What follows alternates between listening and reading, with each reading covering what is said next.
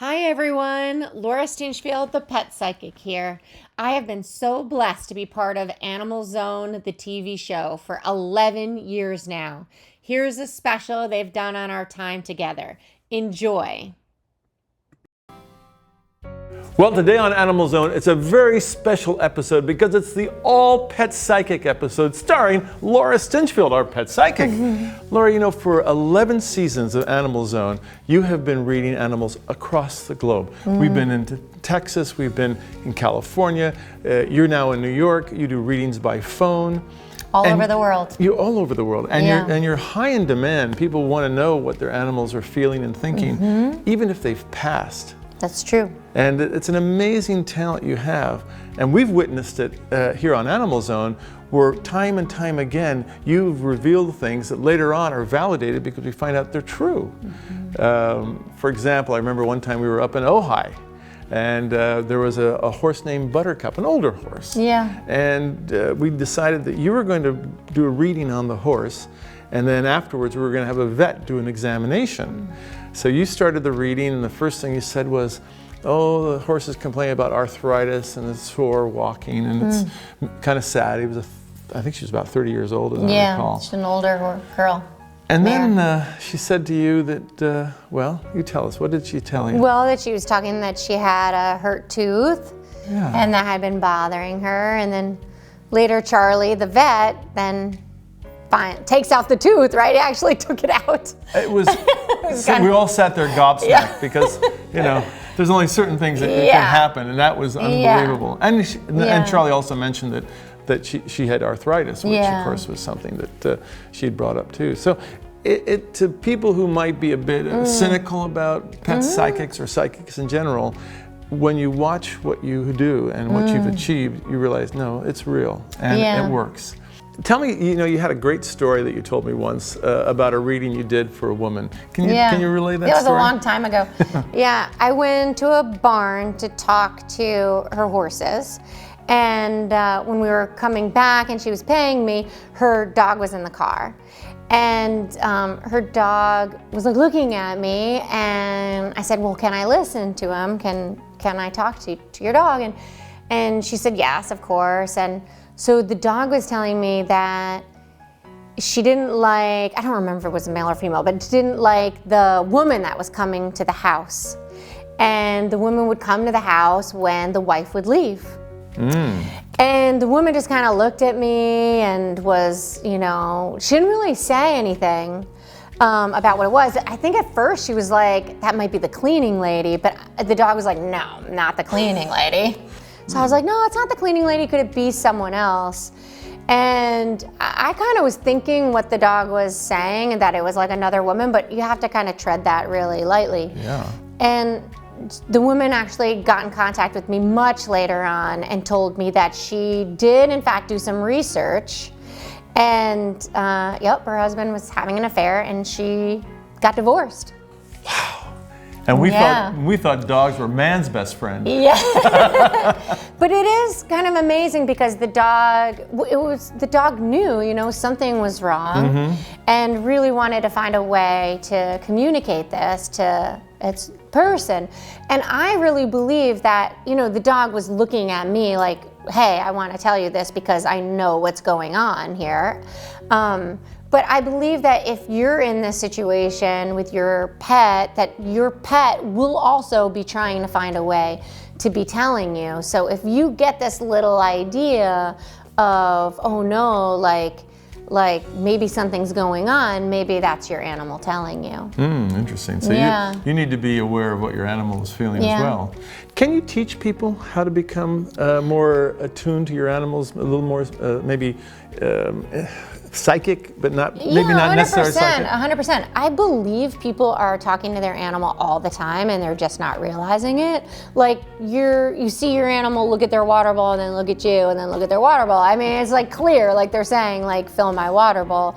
But they do that little stuff like that all the time, and we're picking it up. And a lot of times people are just thinking that it's coming from them, that they're like seeing it or coming up with it, or like, oh, let's go for this walk today, but the dog has been saying, you know, let's go on the pier today, let's go on the pier, let's go on the pier. And so then they say, oh, we should go to the pier. And they do that with their illnesses too.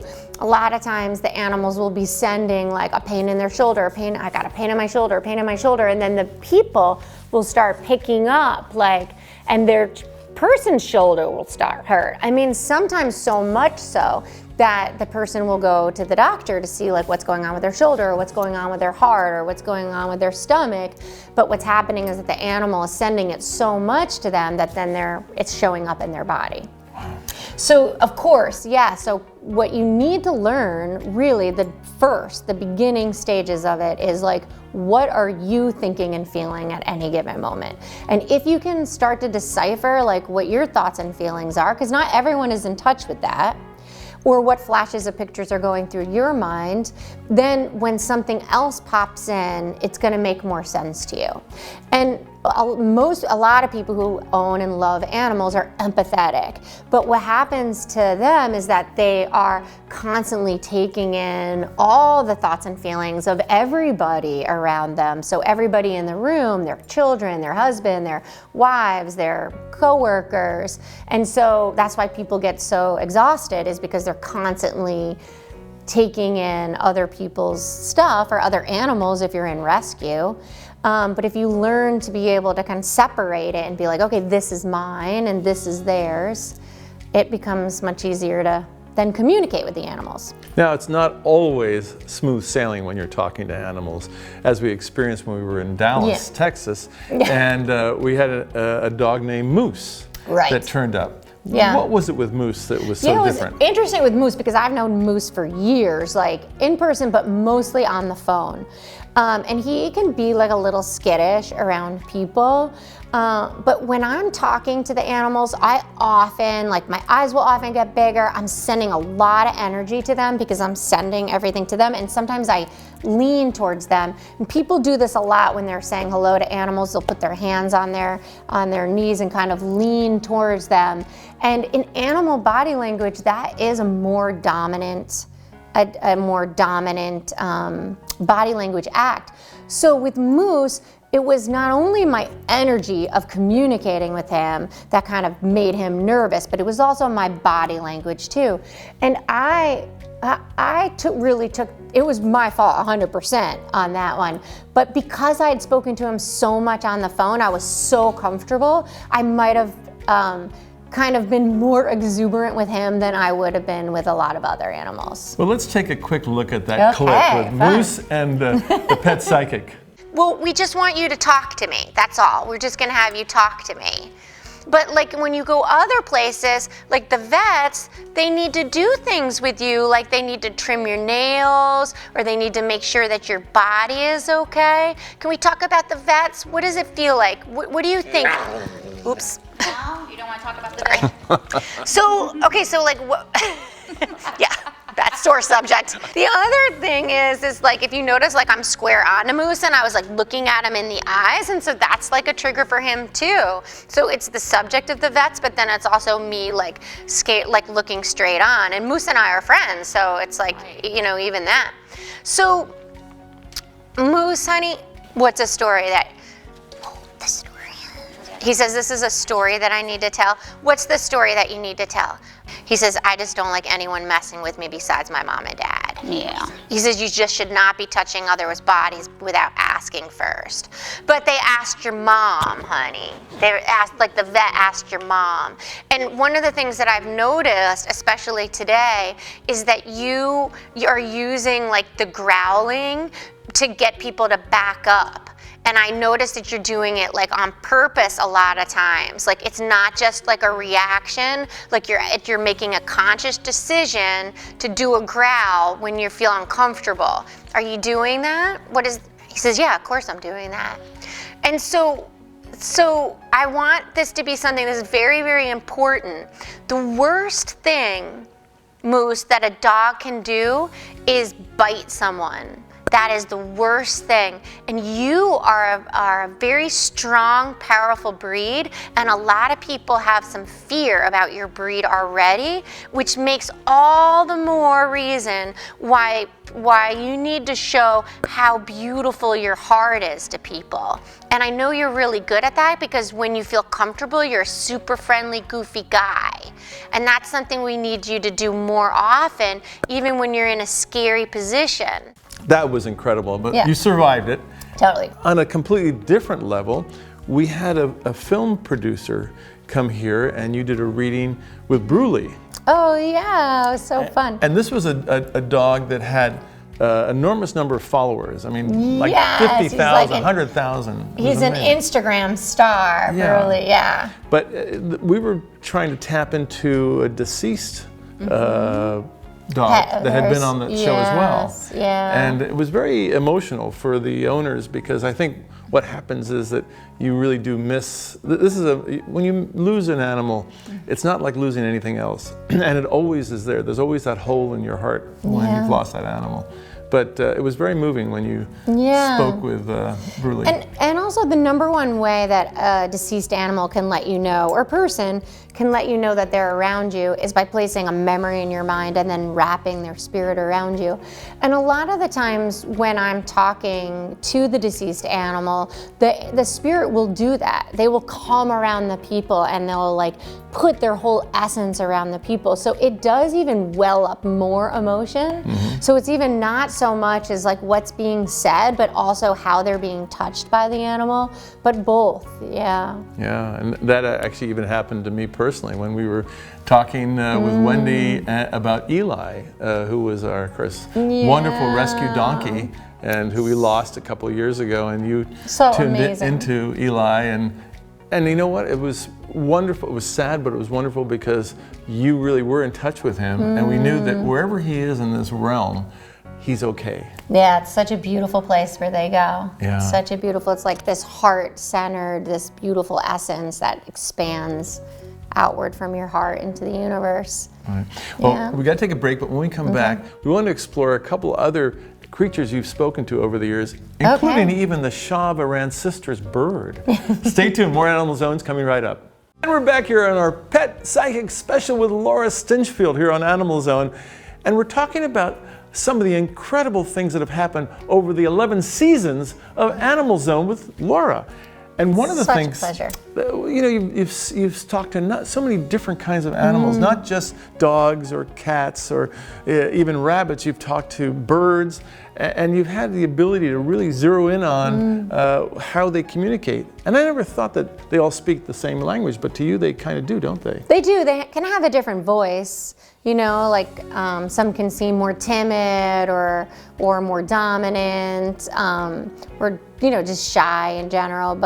And then some will come like more in pictures, and some will be really fast into words. I mean, I remember some will be more feeling.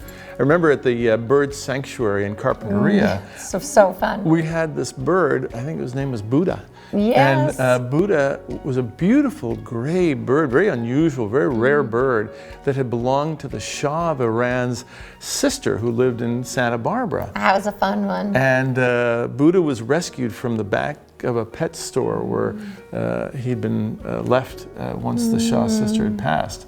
And you tapped into Buddha and found out how Buddha had been captured in the first place. And we're back here on Animal Zone with Jamie McLeod and Laura Stinchfield, the pet psychic, and a handful of beautiful birds, including Buddha. Buddha! So Buddha, I can trace his history about 60 years. Wow. And at that time, there was no captive breeding of this species in the wild, I mean in captivity.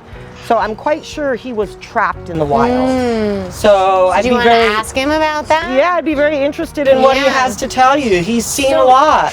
Buddha, honey, did you hear what we want to ask you? Do you remember back, like, were you ever in the wild? Were you ever not around people? Can you remember? Of course you remember. He said he lived in a place where there were mountains, lots of trees and rivers. He said that they went to this place that was like a big watering hole, that they would always go to, and a net came down on all of them. He said sometimes when animals get trapped, they die.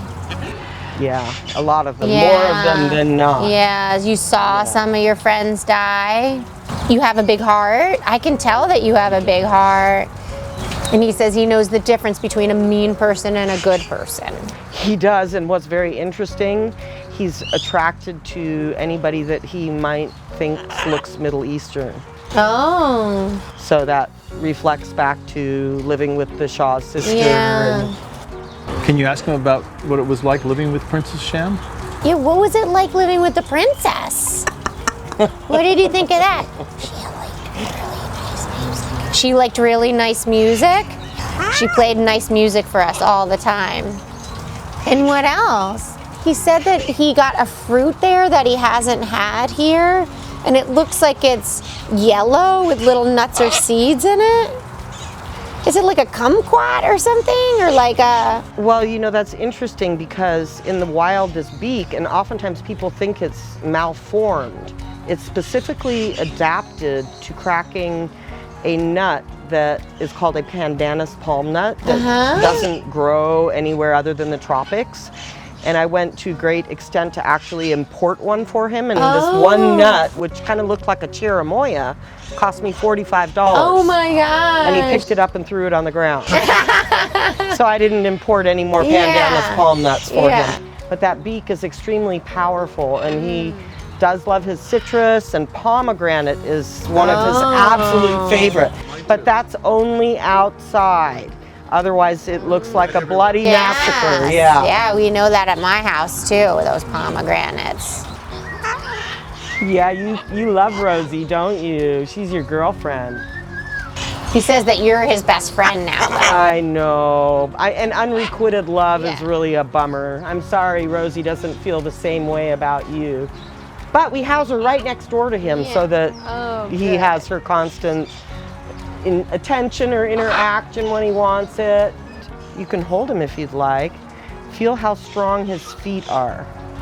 I once was watching a program called Birds in the Land of Oz, and there was a scene with a bunch of wild palm cockatoos, and I have never heard him scream like that. It was like he saw his long lost family, and it was kind of sad, actually. Oh. And you said that these are very rare birds. Yes, there's a few different subspecies. This one is indigenous to New Guinea. He's an Aterimus palm cockatoo. There's another bigger one called the Goliath palm cockatoo, which is from Australia's York Peninsula. Fortunately, importation to the United States has closed down.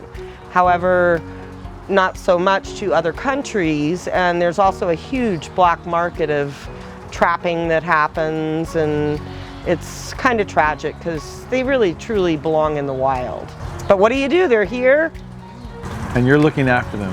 Yes. God bless you for doing that. Yeah. Well, thank you. That was just a gorgeous bird. I would have adopted that bird, Oh could my I? God, right? Yeah, and then they live forever. I mean, I'd have to They figure out. They live for so long. I have to put them in my will and figure out. I have mine in my will. Oh, good. That's a good thing. Think about the future. Yeah, of course. Another experience that was terrific was when we went to Dallas. We visited Horatio and his family, and they had a dog that had been rather a difficult dog. They'd had trouble getting the dog to kind of calm down, wasn't good with strangers, and here we roll in, a couple of strangers as well as our wonderful film crew, and things changed because you were able to communicate with the dog that everything was okay. Yeah, that dog was very skittish and didn't really want people in the house, right? And so we tell him that he's in a safe environment. And it's important to tell animals like why they're being trained, like why you're doing certain training exercises for them, so that they can look into the future and see what that